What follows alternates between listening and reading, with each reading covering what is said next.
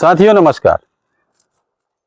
छत्तीसगढ़ विधानसभा में अभी मानसून सत्र चल रहा है और इस मानसून सत्र के दौरान पूर्व कांग्रेस के मुख्यमंत्री, छत्तीसगढ़ के पूर्व कांग्रेस मुख्यमंत्री भूपेश बघेल ने वर्तमान मुख्यमंत्री विष्णुदेव साय से यह प्रश्न किया है कि उनके कार्यकाल की कितनी योजनाएं छत्तीसगढ़ में अभी भी चल रही हैं।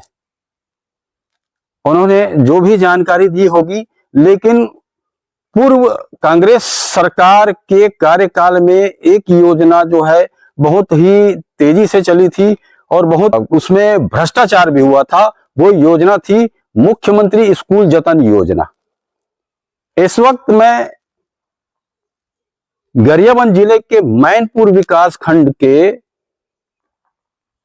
संकुल केंद्र कुल्हाड़ी घाट की एक स्कूल है, देवडोंगर गांव की स्कूल। ये बहुत दूरस्थ एरिया है। इस दूरस्थ एरिया के इस स्कूल में ये जो है अतिरिक्त कक्ष स्कूल जतन योजना से, मुख्यमंत्री स्कूल जतन योजना से यहां पर अतिरिक्त कक्ष का निर्माण हुआ है। आपको देखने से लग रहा होगा कि भवन पूरी तरह कंप्लीट है। अतिरिक्त कक्ष पूरी तरह निर्मित हो चुका है। अब इसकी असली हकीकत देखना हो तो मेरे साथ अंदर आइए मैं दिखा रहा हूं कि इसमें क्या हुआ है।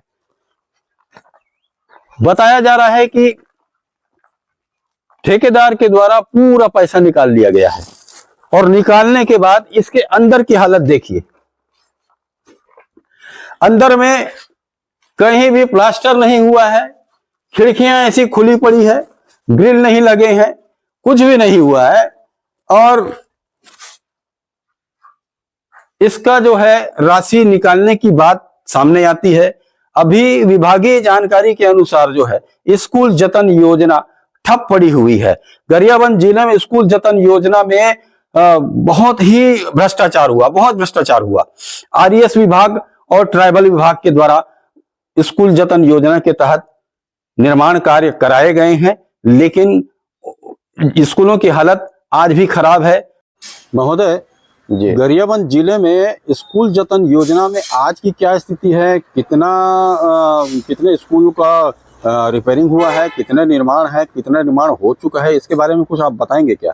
निश्चित तौर पर लगातार हम लोग दौरा कर रहे हैं। दौरा करके दूरस्थ वनांचल क्षेत्रों में ये देख रहे हैं कि हमको जो दिख रहा है वही हम लोग दिखाने का प्रयास कर रहे हैं कि मुख्यमंत्री स्कूल जतन योजना के अंतर्गत जहाँ जहाँ भवन जो है जर्जर हो गया था, मरम्मत करने लायक था, उनके लिए गवर्नमेंट से राशि स्वीकृति मिली हुई थी, लेकिन कहीं ना कहीं ठेकेदारों का बेहद लापरवाही की वजह से शैक्षणिक सत्र शुरू हो गया, उसके बाद भी अभी तक भवन जो है पूर्ण नहीं हुआ है। इसको लेकर के लगातार हम लोग जिले के माननीय कलेक्टर महोदय को भी और मैंने प्रदेश के माननीय प्रभारी मंत्री जो भी मैंने अवगत कराया है कि बिल्डिंग जो अभी तक अपूर्ण है उसको जल्द पूरा किया जाए।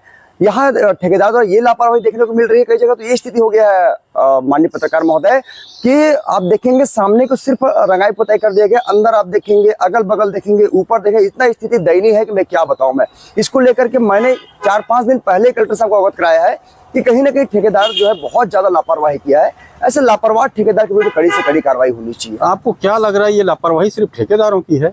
निश्चित तौर पे कहीं ना कहीं प्रशासन को गंभीरता से ध्यान देनी चाहिए। मुझे लगता है कि कहीं कम्युनिकेशन नहीं होने की वजह से स्थिति निर्मित हो रही है। ठेकेदार कहीं ना कहीं हो सकता है अधिकारियों से मिलीभगत होगा। मुझे लगता है कहीं ना कहीं इसमें गंभीरता से जांच होनी चाहिए और मुझे लग रहा है कि तालमेल की कमी की वजह से जो है निर्माण जो है पूरा नहीं हुआ है। आपको मैंने देखा, मुझे जानकारी मिली कि 2-3 दिन पहले आप ये कुल्हाड़ी घाट के आसपास किसी गांव में गए थे।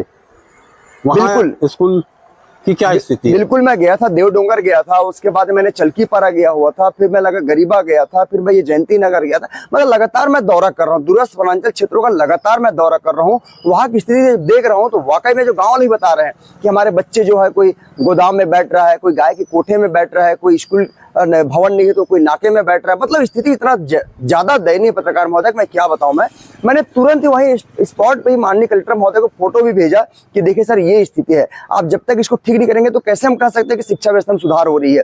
शिक्षा व्यवस्था तभी सुधार होगी जब आप लगातार दूरस्थ वनांचल क्षेत्रों में जो काम हो रहा है उस काम की मॉनिटरिंग करेंगे, तभी हो पाएगा। जब तक आप मॉनिटरिंग करेंगे नहीं, जब तक आप वहां पे देखरेख करेंगे नहीं, तब तक कैसे सुधार होगा। इसको लेकर के मैंने लगातार मुहिम छेड़ा है और उम्मीद करता हूं कि इसमें प्रशासन और शासन ध्यान देगी।